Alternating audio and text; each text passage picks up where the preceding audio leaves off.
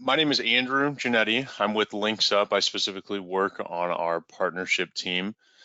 Today, we've created this webinar to discuss a little bit about how you can leverage a GPS system to help grow your bottom line. Lee, I know you're here with Core, and this is really specifically for Core partners. So thank you all for being here, and thank you for the support. We do have a chat feature within GoToWebinar, so feel free to drop any questions or comments in the chat. You can also take yourself off mute if you would like to discuss anything as well, but we'll go ahead and get started here. Okay, so just a quick rundown of what we'll go over today. We'll go over a little bit about Linxup as a whole, what we do, who we are. We'll go into the challenges for the damage restoration industry specifically, and then get into actually leveraging the GPS system and then how to go about doing that, right? We'll share a little bit of information, then we'll go through some things that we can actually execute on at the end. So, all right, so who we are. Linxup is overall a telematics company. So what does telematics mean? Telematics is the buzzword really in our industry for GPS tracking of vehicles, equipment, assets, things like that. The company as a whole has been around for almost 20 years now. So next year will be our 20th anniversary. We track vehicles, like I said, vehicles, equipment, and it's much more than just, knowing where your things are, making sure they're not being stolen. Obviously, that is a big piece of it, but there's a lot more information that we can provide. We can provide different alerts based on activity, so harsh braking, rapid acceleration, speed warnings. We do have the geofence ability as well, so time on site, customer address book. One of the things that really sets us apart from our competitors and from others in the space is that it's a really easy, simple solution to use. It's plug and play. We do have wired in options as well. We do have plug and play options for the heavy duty trucks too. So 6-pin connections, 9-pin connections. Outside of that, what would you actually be looking at? So on the right-hand side, you can see what the app actually looks like and a little bit of that route and that route's information. So you can see all of those different indicators that I mentioned before. And it really looks like a Google Maps interface. So if you've ever used this cool new thing called Google Maps, that's exactly what it looks like, just with our icons laid over it. So specifically for the damage and restoration industry, we're going to get into some of the challenges that we see in this vertical and how we might be able to help with those challenges. So the top areas that we see affect profitability and growth in this vertical are as follows. So number one would be vehicles and equipment being stolen or out of commission. This is one that we really talk about a lot with supply chain issues and in the way that the market is right now. When a vehicle historically was to go down, it would be down for hopefully, just a few days or a week. Now, if that vehicle is down, whether it is stolen or there's no, whether it's stolen or you need to do some maintenance on it, those downtimes are now extrapolated. So let's say a vehicle is stolen, right? You need to go get a new vehicle. You call up your dealership. You might not be able to get that vehicle that you want for, a week, 2 weeks, 4 weeks, 6 weeks. I was at a trade show last week, and I know one of our partners is scheduled to have 150 vehicles this year, and they've only been allocated about 50 from the manufacturer. So cutting down on that time is a really big thing that can affect profitability. Stolen work hours, number two there. So submitting false reports is a big thing that we see. If someone says, hey, I was on a job site for 2 hours and they were actually only on site for maybe 45 minutes, and then on top of that they were sitting in a vehicle with the ignition on, wasting gas, wasting time, that is a huge chunk of time that could be used for other jobs, for helping customers, for helping the reputation instead of hurting it, and then obviously affecting the bottom line. Number 3 is dispatching and scheduling. So one of the things that we encourage people to do, and has obviously a huge effect here, would be to, look at your routes at the beginning of the day. You want to make the most efficient game plan. There's that wonderful phrase that everyone likes to say, failing to plan is planning to fail. Now, that's one step that you can take at the beginning, right? But how does that affect your actual operations throughout the day? When you're out and about, doing a million things at once and you get an emergency call, fitting those emergency calls into your schedule can have a huge impact on your business, whether it's, it can be good or bad. But being able to be flexible and having that visibility into where your guys are, where your trucks are, and then dispatching someone can help you grow. And it can, it is kind of a brick by brick approach, but it does have a big impact at the end of the day. Number 4, the inaccuracies in the back offices. Just like the individuals who are out in the field, who are servicing your customers, who are face-to-face with your customers, the time that your in-house individuals are spending on different tasks is just as important. They are working on, just as important tasks. And, by making a million phone calls a day to see where people are, or check mileage on vehicles, or check in on check engine lights, that's time that they don't need to be spending on the phone. That's time that they can spend elsewhere and help your business in other ways. Last one would be field service costs. So different activities like we talked about before. So aggressive driving, harsh braking, idle time, those are things that not only cause wear and tear on the vehicle, but they can be extrapolated, over 10, 12, 20 trucks. And then that, $100 a truck is now, $1,000 or $10,000 for the company as a whole. So these are the big things that we see in this vertical specifically. All right, so we've talked a lot about vehicles so far, but vehicles are only part of the equation in a lot of businesses, right? So when we talk about assets, we're talking about, skid steers, backhoes, track hoes, things that, you're hauling around from job site to job site. Sometimes you're leaving on job sites, but where do those things suffer? Where's the profitability suffer with those types of pieces of equipment? So first and foremost, the use of that equipment and actually billing correctly. So if you are, allocating, let's say you charge $100 an hour to use a track hoe, or that's just what you put on your invoices, right? Is that number actually correct, or is that a number that you've actually measured out, or could you be capturing a little bit more, or are you losing out on business because you price yourself out of the market? So being able to actually quantify those things, whether it's for your own use, for renting those things out, can be a huge thing for profitability as well. Yard checks, I hear this all the time. I got to go run out to the yard and see if my track hoe is there, if my skid steer is there. If it is there, great, fantastic. We can allocate that to a job, continue to make money. If it's not there, well, where is it? How many phone calls do I have to make to find that thing? Oh yeah, I dropped it at X job site, 2 days ago. You go to that job site or you send someone to that job site. Now their time has been allocated to that, and it may or may not even be there.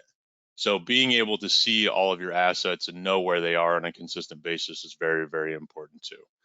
Obviously, we've talked a little bit about maintenance so far, but maintenance for assets is a huge, huge thing. One of the things that our asset tracking devices allow you to do is to tap into a secondary input, so PTO. So for lifts and things like that, you can see how much they're being used. If that's not something that you're tracking, you don't really know when to do, an oil change or something like that next. And again, that downtime can be huge. And that downtime obviously leads into this lost or stolen equipment too. Just like vehicles, we're seeing the same supply chain issues with assets as well. I know, for example, like CAT was for a little while not offering some of the features that you could normally get on CATs because they don't have the chips for them.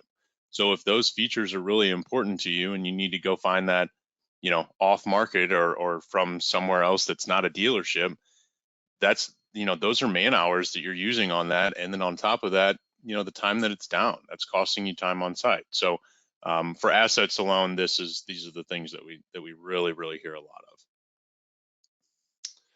All right, so a few quick fun stats. 1 in 3 employees engage in side jobs. So if your employees are taking the vehicles home, if they're taking assets home with them, we see that about 33% of those employees are using the vehicles, the assets, the chemicals, the tools for side jobs.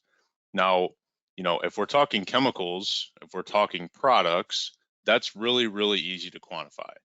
Now, with the assets, that's just as easy.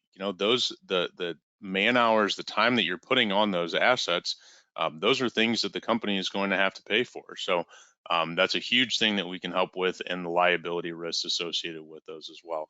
And then two, when we talk about liability, so in 2001, 38% of all workplace fatalities were due to transportation incidents. One thing that we're seeing a lot of now, and with some of our other partners too, is specifically in the insurance industry, a lot of insurance companies are providing discounts for having GPS tracking or having dash cameras. So if it's something that your insurer provides, that could easily pay for a GPS tracking system in and of itself. So, okay. So let's get into a little bit about how we can actually leverage the GPS system to grow the bottom line. I know we've gone into the specifics for the industry, but how can we actually use this information? Now that we know a little bit more about it, how can we actually use it to help the business? So first and foremost, like we've said a few times already, is reducing that downtime. So one of the things, again, with the insurance companies that they like to talk about is first notice of loss. That is just as important for an individual or for a business too. Being able to identify, hey, this thing is gone, let's address it immediately, is huge. The time associated with that is costly, just like everything else. So being able to reduce the downtime, again, whether it's associated with a stolen or a lost vehicle or a piece of equipment or maintenance, can help you, capture more jobs, can help you keep your crews out there longer, can help you be more efficient. If you need an oil change, but that oil change just kind of snuck up on you and you didn't schedule it. Do you want to keep running that vehicle? Is that a risk that you're willing to take? And obviously an oil change is a very small example, but when we get into bigger examples, you can't just do it in an hour sometimes. So being proactive about these things is a really easy way to help that bottom line. So the dispatching and the scheduling, I know I touched on this a little bit before, but failing to plan and planning to fail, I really like that phrase, but it's true. Being able to plan up front for a day is fantastic. That's a really great step to take. Now, beyond that, capturing more jobs and being flexible is just as important. And having that visibility through the GPS system to say, okay, this guy is obviously closest, or this employee is obviously closest. Let's set them to the emergency site, wherever it might be, and go capture that extra job. Now you've captured an extra job. You might have a new customer that's going to come back to you. And then beyond that, hopefully that customer is going to, go tell a good success story for you. That's great word of mouth marketing that, if you didn't have that visibility into the GPS tracking system, you might have needed to make 6, 7, 8, 9, 10 phone calls just to find out who's closest. So being able to pinpoint it really efficiently and really fast is huge. So understanding the employee behavior. Now, this is something that, again, goes into a little bit of the insurance, but also to understand what they're actually doing out there, right? So the safety report cards, we use kind of a gamification system to, like we saw earlier on I believe the first or second slide on the app, to give drivers a report card of, were you slamming on the brakes? Were you jumping off the line at stoplights or stop signs? Were you driving a little bit erratically? How can we cut down on those things? And this is not just a, hey, I want to be big brother and look at your every move. It really is a safety thing. I mean, your employees are valuable parts of your business. So we want to make sure that they're not only being safe, but they're also, treating the vehicles as well as they possibly can, and hopefully capturing more jobs and making themselves, a little bit more cash. So understanding their behavior and helping coaching that behavior is really important. I know it says here with the dash cams, and I'll take this opportunity to go into the dash cams just a little bit, but with those different alerts, harsh braking, rapid acceleration, speed warnings, and you have the dash cam installed in the vehicle, you will automatically have a video associated with each of those events. So, for example, someone has a harsh braking event. They slam on the brakes, it triggers a little bit of a warning in the GPS tracking system. When you have the camera installed, you automatically have a video that begins 10 seconds before that event started and ends 10 seconds after that event. So you can see, was it the driver's fault? Was it someone else's fault? Hopefully they are okay in the end, regardless. But you can identify that event. You can see exactly what happened, and there's no he said, she said about the situation at all. You have it all right there for you, and it's sent to the app or the website. Okay, and last but not least, accurate and efficient reporting. This is a really big one. Like I said before, if you call one of your employees and you say, okay, what's the mileage on the vehicle, and they're off by 1,000 miles, that 1,000 miles could be a huge maintenance. That could be a huge maintenance, bullet. You might need to do 4 or 5 things to the vehicle, and then that causes downtime. So just one example of being able to actually see that information. And what I mean here specifically, I apologize, but when you have our devices installed into the vehicle, you can see that information. You can see mileage, you can see the diagnostic codes automatically, so you're not making those phone calls, but actually having that data in front of you and that accurate data is really big. All right, I'm going to take a breather here. I don't, let's see, do we have any questions in the chat? Are there any questions that I can answer? Okay, great. So here are a few examples of what that cost actually looks like. What does it actually look like in dollars? And what would the system actually provide in relation to what you're paying for it, what you're paying in fuel costs, productivity gains, anything like that. So we'll look at the top right one specifically. So your return on investment for the vehicle tracking system. So let's say that the cost per vehicle for tracking is about $23 a month, right? Now these kind of build off of each other, so we'll just take the totals from the previous two. So the fuel savings was $29 when you took a deep dive into it. Productivity gains was $358, hours gained and based on your hourly rate. So the total that you're going to be getting back from the system up front would be $364, right? The only cost per vehicle that you're going to have on a consistent basis is that $23. And that's it. So you can see how the system pays for itself really quickly, really efficiently, and is not going to be a huge, $15,000, $20,000 check each month or anything like that. So, okay. So what do we actually do with all this information? Now that we have all this information, how can we actually apply this to our business? How do we go about doing it? I don't know where to start. Well, let's start right here. So a really quick first step would be to just look at the business. Perform a quick audit of the areas of your business that you think are most impacted by your service operations. So whether that is the deliveries, whether that is your safety protocols that you have in place, whether that is your staff and your payroll, is that an efficient process? Is that a tried and true process that has been just the same, for a long time, but we don't know if it's actually accurate? How are your sales activities? Are job costing efficient? Do we know those numbers down to a T? And then, like I mentioned before too, the marketing and the reputation.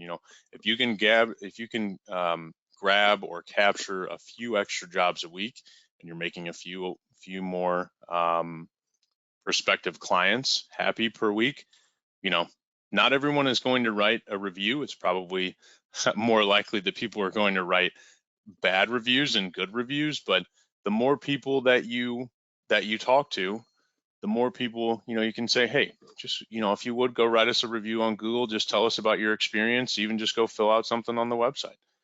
Those are things that are really easy to look into to help impact your business in a positive way.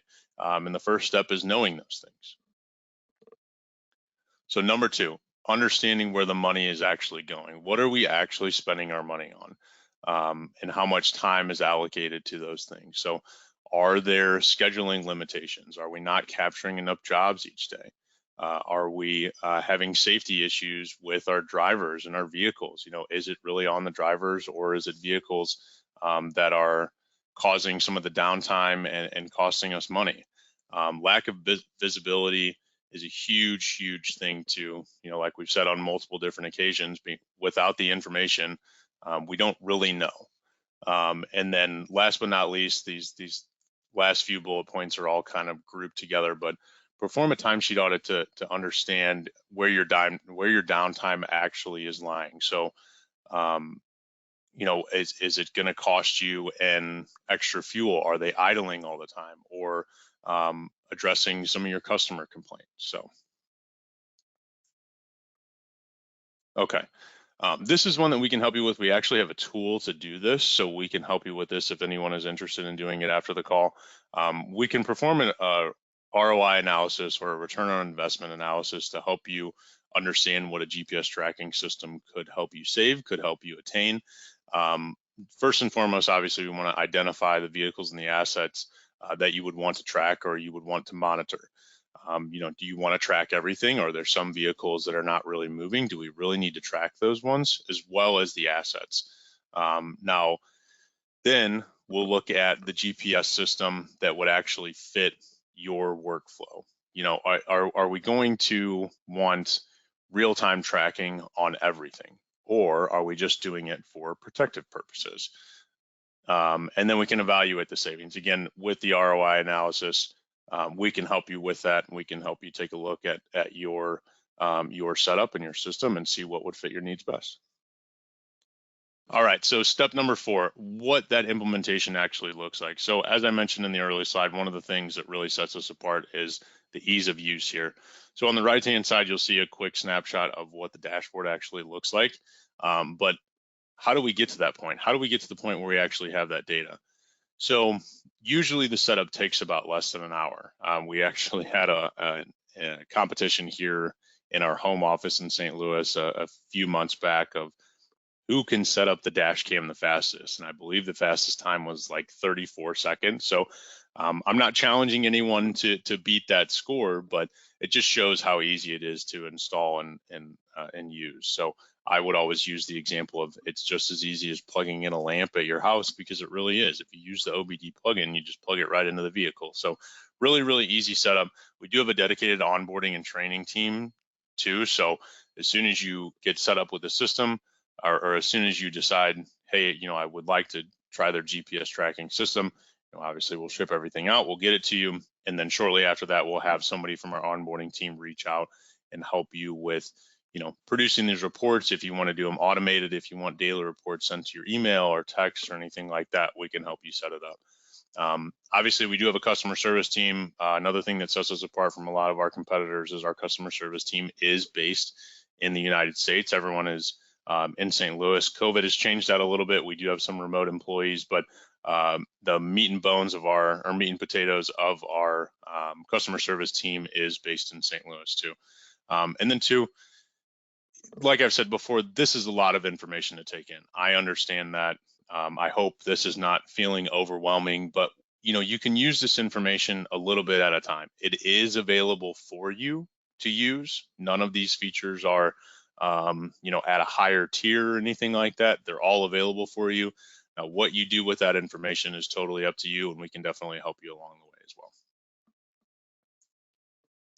Okay, so the ongoing benefits. Now we have everything put in place. We have the GPS tracking system there. We have a little bit more visibility. What do we want to do now? So some of the really easy things that we can look at is, the real-time visibility, like we've talked about before, the flexibility and being able to scale that business in relation to scheduling, maybe rescheduling, and again, the unplanned events, so the emergency events that we could capture as well. Being able to manage that from the app on your phone or tablet and the website, those are both available to you. Being able to see the big picture itself, and then also drill down into specific vehicles or assets that might be costing you a little bit more from, driver standpoint or a vehicle standpoint. Is it time to turn over that vehicle? Is it time to, get a new vehicle to capture more jobs, whatever it might be.